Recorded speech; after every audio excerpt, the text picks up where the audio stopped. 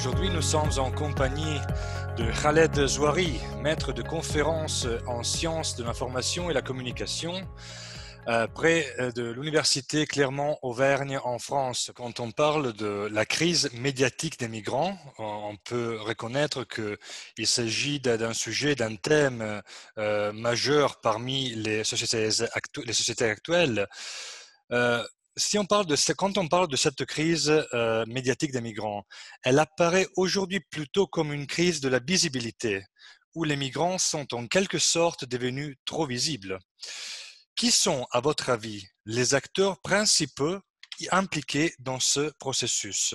Les médias, ils ont un rôle important à jouer dans la société. Donc, si on parle aussi des médias, on parle aussi de la notion de médiation. Et les journalistes sont aussi donc des médiateurs qui mettent en relation, donc, qui mettent aussi en valeur, qui mettent aussi en exergue toutes les questions des sociétés. Et je pense que les migrants eux-mêmes ont donné aussi une autre image donc pour montrer que il y a aussi donc les côtés positifs quand on parle d'immigration.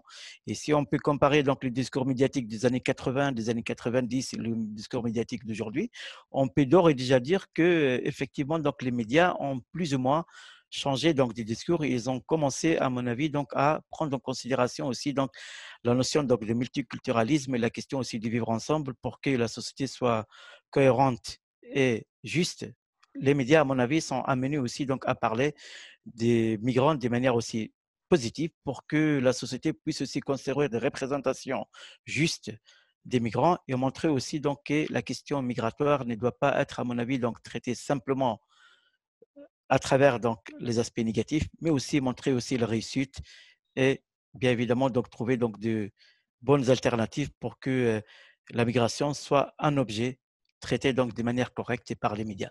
Je me permets aussi donc de rappeler ici que le rôle aussi donc des médias en ligne a beaucoup, à mon avis, donc joué un rôle. Pourquoi? Parce qu'aujourd'hui, avec les médias en ligne, on parle de plus en plus donc des récepteurs actifs et non pas passifs.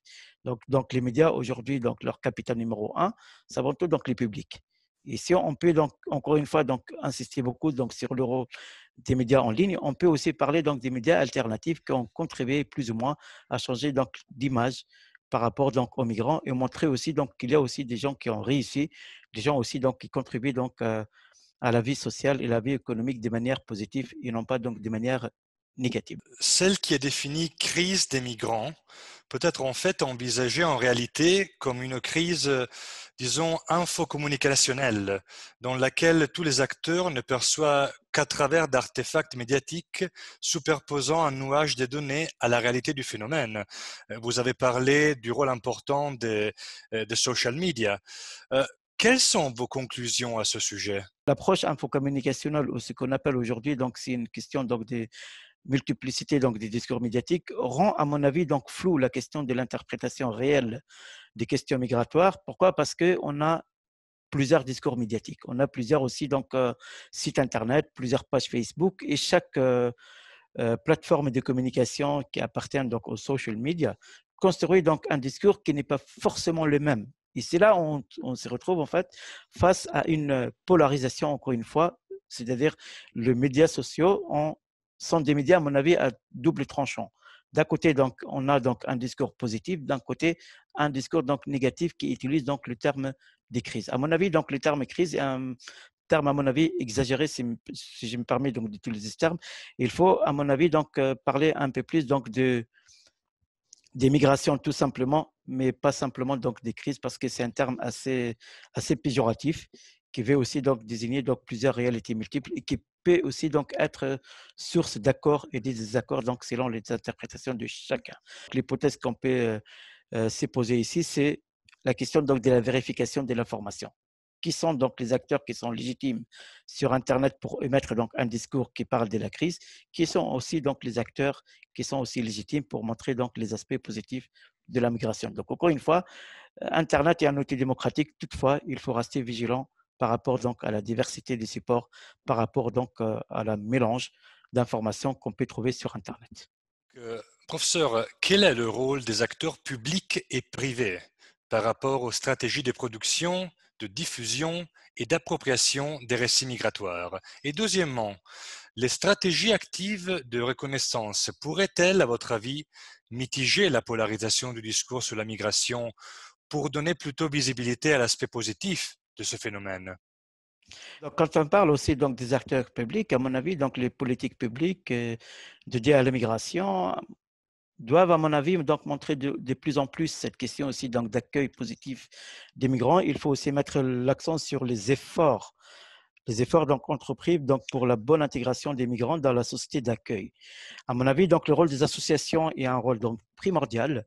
Le rôle aussi donc, des acteurs publics est un rôle primordial. Il faut que chacun donc, participe à cette bonne intégration et au bon accueil des migrants. Il faut, à mon avis, sortir de plus en plus, à mon avis, donc, de cette question de polarisation en montrant aussi donc, la question de la contribution des migrants donc, à la réussite donc, des projets donc, locaux. Quand on parle aussi donc de la France, il y a beaucoup d'initiatives, il y a beaucoup d'acteurs qui ont donc déjà donc mis en place des projets d'intégration, de reconnaissance, de visibilité de réfugiés et des migrants. Et c'est là où on peut aussi travailler. Donc c'est un bon programme qui rend, à mon avis, donc cette question migratoire une question de société qui n'est pas source donc de débats conflictuels, mais avant tout donc source de débats enrichissants et qui fait aussi donc avancer la société. Les usages et les usagers des espaces d'information et de communication ont joué et continuent à jouer un rôle clé dans dans la médiatisation, la diffusion et la circulation des récits de la migration. À la lumière de vos études, comment les problématiques des migrations sont-elles évoluées au prisme des médias?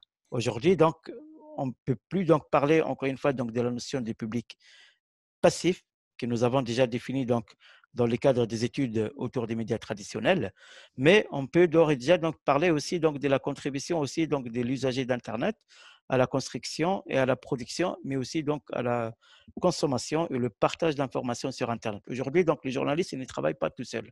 Ils travaillent aussi donc avec les internautes qui contribuent donc à ses côtés à la fabrication, à la production, à la diffusion et le partage de l'information. Et si on regarde aujourd'hui donc même les médias traditionnels, ils font de plus en plus appel à des internautes en disant si vous êtes témoin dans un événement, vous pouvez partager votre vidéo sur cette plateforme de communication.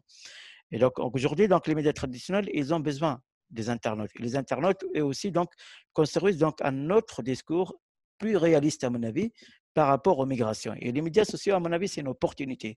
Sans sombrer, à mon avis, dans la théorie du discours sur la société de l'information et de la communication, on peut d'ores et déjà dire que, effectivement, les nouvelles technologies accompagnent l'évolution du discours médiatique, accompagnent aussi donc l'évolution des pratiques professionnelles et donnent aussi donc lieu à une autre forme de consommation, mais aussi donc de production et de circulation de l'information qui n'est pas forcément la même quand on parle des médias traditionnels. À mon avis, donc les médias en ligne, les médias sociaux, les réseaux sociaux, Twitter, Facebook, YouTube, etc., sont des outils, à mon avis, nécessaires. Pourquoi? Parce que quand on parle aussi donc, de la pluralité donc, du discours médiatique, il faut parler, à mon avis, aussi donc, de la pluralité des supports.